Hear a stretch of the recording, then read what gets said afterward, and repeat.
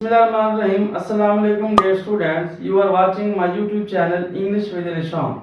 The topic of today is about direct and indirect speech. तो आज के lecture में हम डायरेक्ट और इनडायरेक्ट स्पीच के कुछ रूल्स डिस्कस करेंगे।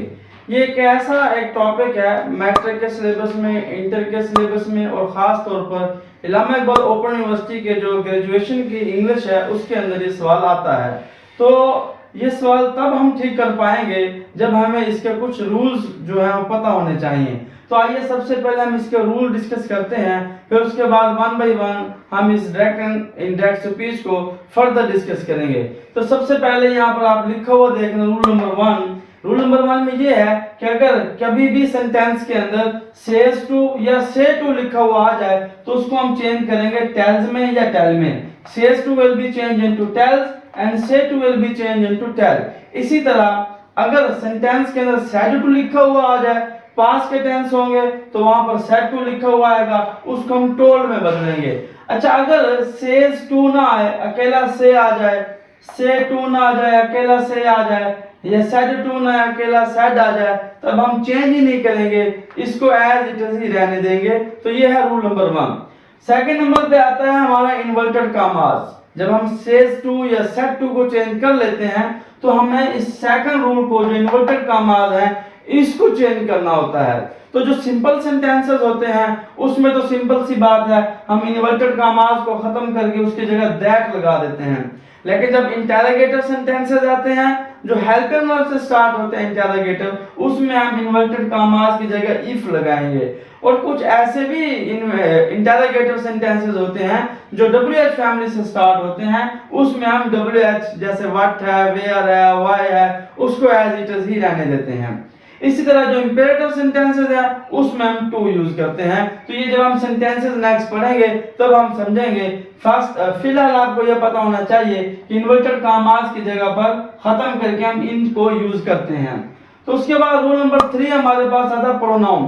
प्रोनाउन जो है कैसे चेंज होगा, सेंटेंस जो हमारा रिपोर्टेड स्पीच होता है उसमें जो प्रोनाउन आता है उसको हमने चेंज करना होता है। तो प्रोनाउन चेंज करने के लिए हमारे पास एक फार्मूला है SON, सन का फार्मूला। तो इसमें S से मुराद सब्जेक्ट है, O मीन ऑब्जेक्ट है, N मीन नो चेंज। इसका मतलब क्या है? इसका मतलब ये है कि अगर फर्स्ट पर्सन आ जाए, S के ऊपर मैंने आई लिखा हुआ, फर्स्ट लिखा हुआ है। फर्स्ट पर्सन क्या होते हैं? आई और वी होते हैं। अगर सेंटेंस के रिपोर्टिंग स्पीच में फर्स्ट पर्सन आ जाए तो उसको हम रिपोर्टेड स्पीच के सब्जेक्ट से बदलते हैं।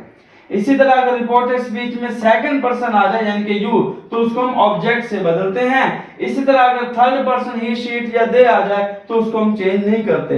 इसको दोबारा समझिएगा, प्रोनाउन को चेंज करते हैं सन के फार्मूले के तहत। अगर फर्स्ट पर्सन आ जाए तो वो सब्जेक्ट से बदलेगा, सेकंड पर्सन ऑब्जेक्ट से बदलेगा, थर्ड पर्सन को हम चेंज नहीं करते। रूल नंबर 4 है हमारा टेंसेस चेंज करते हैं।